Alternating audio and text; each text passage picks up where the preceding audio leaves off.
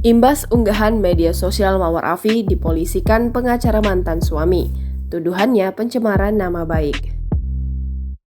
Penyanyi Mawar Afi dilaporkan ke polisi oleh kuasa hukum Steno Ricardo, Marganda H. Hutagalung.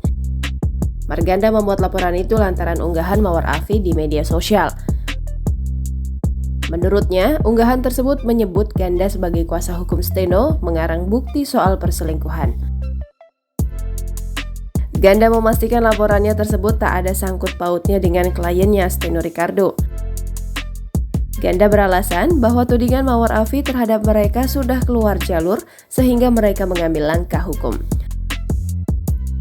Ganda juga mengatakan sangat menyayangkan unggahan-unggahan yang dibuat oleh Mawar. Tim kuasa hukum Steno Ricardo melaporkan Mawar Afi atas tuduhan pencemaran nama baik.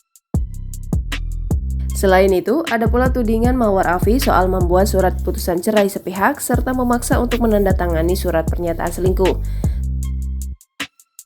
Tim kuasa hukum Steno dengan pelapor Bimo Suryo Haryanto melaporkan Mawar pada 24 Februari 2022 kemarin di Polres Metro Depok, Jawa Barat.